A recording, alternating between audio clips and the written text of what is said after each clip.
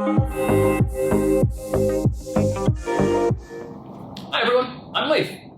And I'm Dave. And together we make up Dose Infection, your manufacturer's representatives and master distributor for pulse feeder product. What are we here to talk about today, Dave? We have a new product, very new, very different than what you've seen from pulse feeder in the past. This product is called the NextStep. Shiny. Is that a play on words? Next step? I think it has something to do maybe with the drive system of this pump.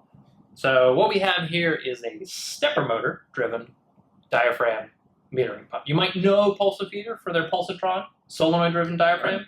You might be familiar with their Chemtech peristaltic pumps and some of their other models, their larger motor driven pumps. Mm-hmm. But this I think fills a nice niche, and it was previously a gap in their portfolio. I'm excited to have this as part of the fold.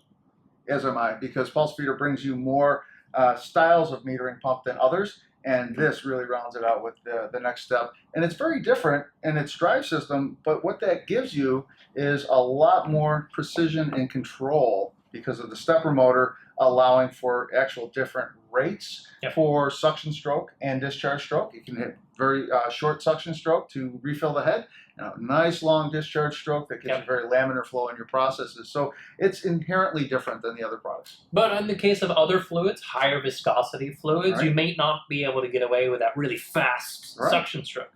So you don't. So you can slow that down. You got complete control of both the suction and discharge rates, the speeds, and you've got a lot of turn down. With the stepper motor pump, this pump can afford 3,333 to 1 turn down. And it comes in nine sizes from 1/2 gallon per hour. And that's at max flow. So that's turn downable. Right. Oh, so almost nothing. Yeah. Yeah, exactly. From 1/2 gallon an hour out to 21 gallons per hour. And the max speed or the max pressure is 362 PSI for that 1/2 gallon per hour. It's not 61, it's 62? 62. Okay. 362. You sure?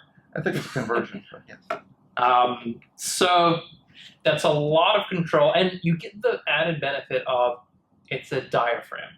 And I've always liked diaphragms because they are repeatable, and it's a low maintenance. You know, when we saw with the Chemtech XP tube-driven pump, the tube over time can stretch, deform. You start getting different flow rates out of the pump over time. Yes. So you get not only the control, the precision, the laminar injection, but you also get that robust reliability, longevity of a diaphragm. Well, and it's a pure Teflon diaphragm or TFE diaphragm, and the warranty on this product is pretty exceptional in that it covers the diaphragm as well. For how long? Yeah, 5 years. 5 years. So electronics, motor, that solid diaphragm covered for 5 years, which is, you know, I think people have come to expect robust reliability with the Pulsafeeder name. So you set up a Pulsatron, you expect that pump to just last and be pretty maintenance-free. So we've got a nice warranty standing behind this product, so you can rest assured. What else would I need to know to choose the right model stepper motor pump? You're also going to want to know something about the materials and construction. And the great part of that is pretty much one pump does everything because it's a PVDF head and valves on this product. The diaphragm is TFE or Teflon. The only selection you're really going to make is between EPDM elastomers or FKM Viton elastomers. Now, for the more nuanced applications, you have a wider range of chemical, but we're obviously in the distribution business as well. We're going to try and stock models that work for a broad range of applications. One thing when you get into these higher end, higher feature set pumps, one thing that frustrates me is what comes in the box. Can you talk about what comes in the box with this pump? A lot of times it's nothing. With Pulsafeeder, everything you need to set this pump up and run it comes in the box. We have the tubing that you have over here. Tubing, suction tubing, discharge tubing, PVC flexible suction. In this case, this is Teflon. PVDF. Sorry, PVDF discharge tubing. Absolutely. So broad chemical compatibility. And most other pumps that you're going to buy from other manufacturers, these are all extra, and these have to be ordered to the type of control you're going to have on your pump. the pulse feeder pump comes with all the I/O cables. That can just be frustrating too, because often you're not opening the pump until you're on site, you're ready to commission, you're ready to integrate this into your chemical feed system. Color-coded connectors, ready to go. So this model has 4 connectors in the front. This is obviously your power coming in. One of them is already terminated. We'll get to that in a bit. And the other 3, what kind of I/O can we expect out of this pump? You can have control from your water meter, either contacting head, 4 to 20 milliamp, even Hall effect water meter. The other is Modbus. Yeah, RS-485 Modbus. We've got our inputs. So inputs would be some kind of pulse input, right? Right. A 4 to 20 input, a voltage input, the 0 to 10 volt input. Sure. So your external system, or maybe just directly a probe, right? You just take the signal from a probe, put it into this pump, scale it in the pump, feed proportionally. Absolutely. You can put that in the input section. You've got integration to some kind of SCADA system, some kind of PLC with this Modbus port. Even in some sophisticated control options, you could change the programming functions of the probe and relay upstream alarms. Yes, you can.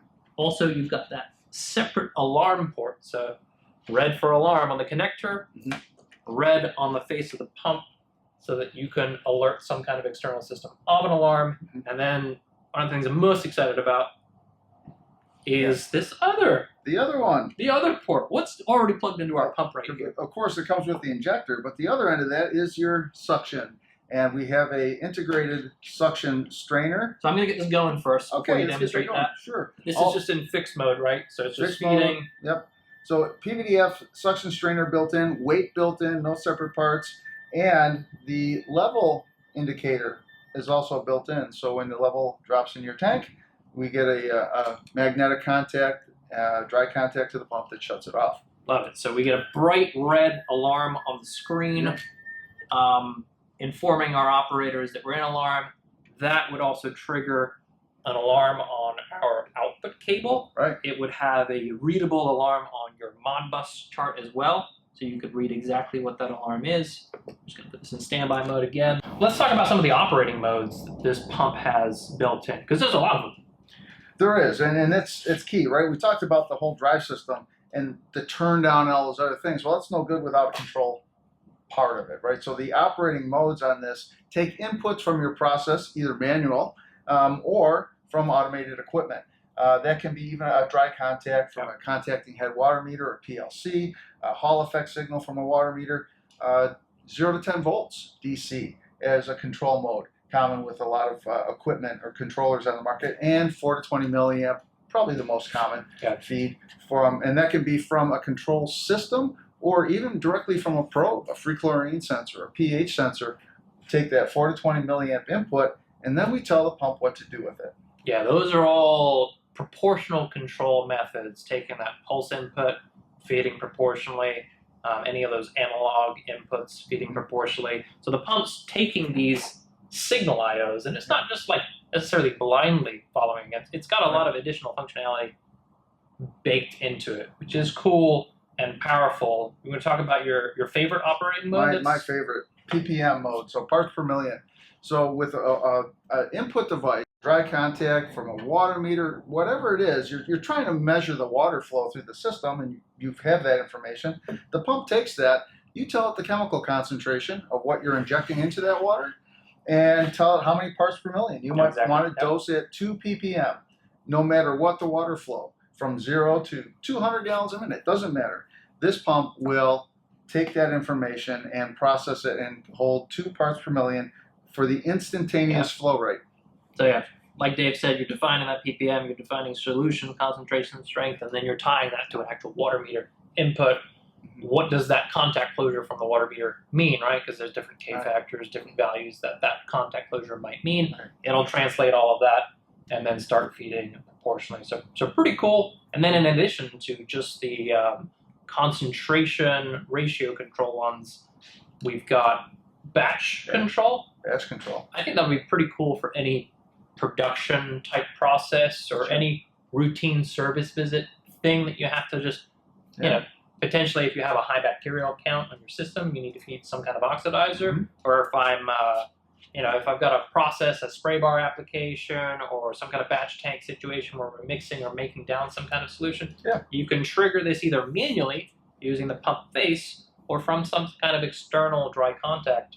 And then it will run for the predefined amount of time. And you can even define a number of cc's that you want to feed. Yeah, the exact amount. Based on that batch trigger. So that's pretty cool. What other modes does it have? Keeps time. Keeps time. So yeah, you can do timers for days of the week, over weeks periods of time, as to how much chemical to inject when. Yep. So I'll do all that. And then you got your regular, percentage of time modes, fixed rates, and then you can define the output because go on turned out. It sure does.